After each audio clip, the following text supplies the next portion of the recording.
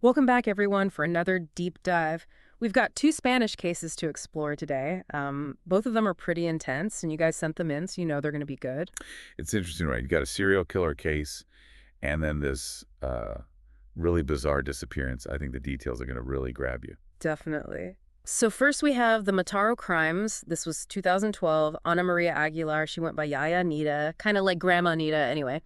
She was accused of murdering these two elderly women, which is already crazy. Yeah, she was like this well-respected baker in the community, even helped elderly people. I mean, come on. I know, right? Someone who knew her even said she was just a normal person who always said hello. It's like, how can someone like that, you know? Be capable of something so horrific, yeah. Yeah. And then the second case, we've got Gloria Martinez Ruiz, just 17 years old and battling some serious mental health issues. She vanishes from this private clinic in Alicante back in '92. Yeah, 1992. And it Yeah. gets even weirder because she leaves this cryptic message behind and then poof, gone. And that's what's so fascinating about both of these cases, right? You've got these seemingly ordinary people, trusted figures within their communities, Yeah. yet underneath, well, it's a different story. Okay, so let's start with the Mataró crimes. I mean, Yaya Anita, a sweet grandmother figure, turning into a killer. It's hard to wrap your head around. I think that's exactly why this case is so compelling. It really throws you off. We have these preconceived notions about what a dangerous person looks like, and this case blows that right out of the water. Her victims, Teresa and Conchita, both elderly women living alone, it just adds another layer of tragedy to it all. What really stands out to you about these murders? Well, first off, the brutality. Conchita, she was stabbed like 60 times. It's just, I mean, it suggests something more than just a robbery gone wrong. No, definitely not. There had to be some rage there, some deeper connection. And then you have the murder weapons, a Morono glass ashtray. Yeah, so I'm saying, right, it's like premeditated. This wasn't some Yeah. random act. And then they took jewelry and cash, but other valuables were just left behind. It's this weird mix of brutality and calculation. Exactly. It's not your typical robbery. The way they chose specific items to steal, it almost feels like they were staging the scene. Or maybe it was something to do with Aguilar's money problems, which we know were pretty bad. The investigation was nuts, too. Someone called 112 about Conchita, but they couldn't have actually seen her. Makes you wonder if someone knew something was up but was too scared to get involved directly. Or for sure. Was it a botched attempt to help, or were they trying to throw the police off? Oh. And then they found these shoe prints, led him straight to Aguilar's Crocs. Who would have thought a pair of Crocs would crack the case? And she was wearing Conchita's ring at the police station. Like, was she trying to be arrogant, or was she just totally clueless about how bad this all was? It's tough to say. Maybe she thought she was smarter than everyone else, that she could get away with it. Or maybe it was some kind of twisted souvenir, a way to hold on to what she did. Well, the sources say Aguilar was drowning in debt. Could that really push someone to this? Oh, definitely. I mean, desperation can make people do crazy things. It's possible she just needed money at first, but then it all spiraled. The source actually states that the motive of the crimes was economic due to Ana Maria's debts. But was it just about money? That level of violence? It feels personal. You're picking up on something important there. Money might have been the trigger, but maybe there was more to it. Some kind of resentment, a breaking point. We don't know the whole story. Aguilar got 44 years. Is that justice for two lives? Tough question. I mean, it gives some closure, but it doesn't erase the pain for the families, right? And could it all have been prevented, maybe with earlier intervention? It makes you wonder. Okay, let's move on to Gloria Martinez Ruiz. Now, this case, it takes us down a very different path. This one is more about the questions, the unanswered ones. It's a puzzle where the pieces just don't seem to fit. Gloria was dealing with insomnia, anorexia, anxiety, depression, the whole 9 yards. And she was only 17. She didn't even want to go to the clinic at first. She was going through a lot, very vulnerable. It's crucial to remember that. She needed help, not exploitation. And that leads us to Dr. Maria Soler and this clinic, Torres de San Luis. From the outside, it looked idyllic. Mm-hmm. Pool, tennis court, beautiful gardens. Like a paradise, right? Yeah. But that's the thing about appearances. Sometimes they hide a much darker reality. And this clinic, they were using unlicensed staff and giving out sedatives like candy. It's like a recipe for disaster. You're telling me. And Gloria was sedated and restrained the minute she got there, even though she wasn't being violent or anything. Whoa, hold on. That's a huge red flag. Yeah. Sedation and restraint, those are last resorts, only when someone's a danger to themselves or others. It's like they were using excessive force right off the bat. And then they sedated her again. She was already calm. Why do that? Yeah, what's the deal with that? It just doesn't add up. Were they trying to keep her quiet? Maybe she knew something at the clinic she shouldn't have. Okay, and then she leaves this message talking about fear and death and mentions this name, Vincent. It's creepy. That message is key. It tells us she was terrified, like really scared for her life. And who's Vincent? Was he a patient there, a staff member, someone outside the clinic? We need to know. And then she escapes, barefoot and without her glasses, in the middle of the night, no moon, nothing. It's like something out of a movie. She must have been desperate.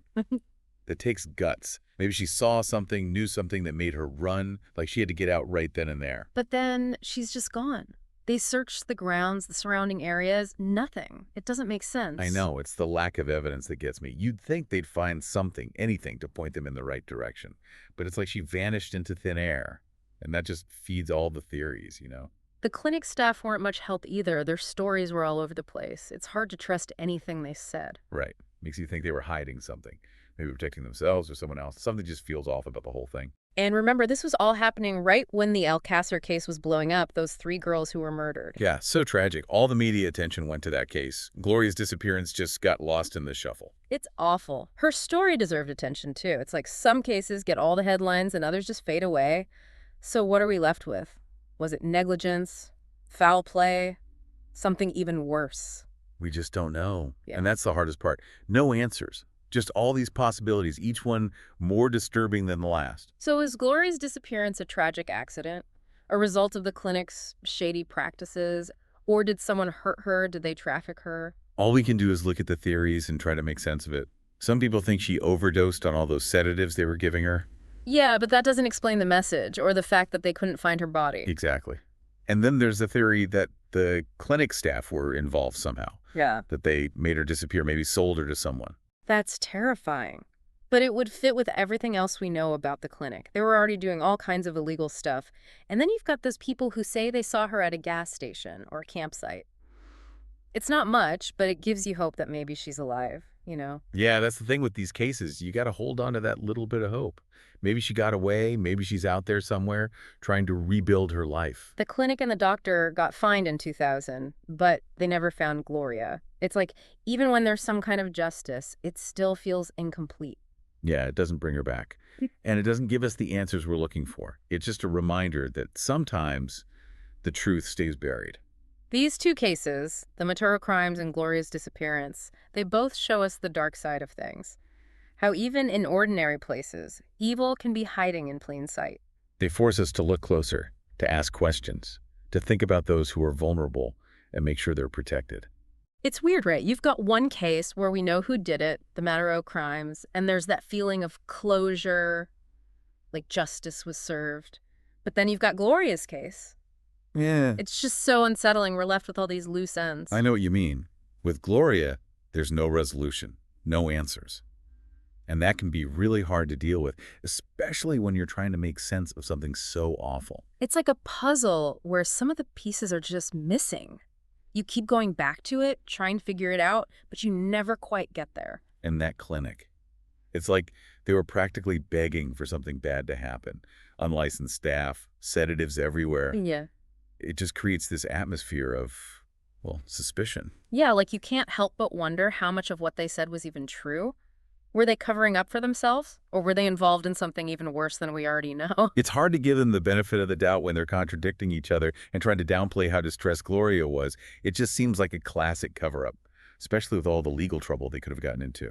And then there's that image of her escaping in the dark, barefoot, can't see a thing. It's like straight out of a nightmare. You can just feel the fear she must have been feeling. She was that desperate to get away, to escape. And then poof, she's gone. No trace, no clues, nothing. It's almost like she just disappeared into thin air.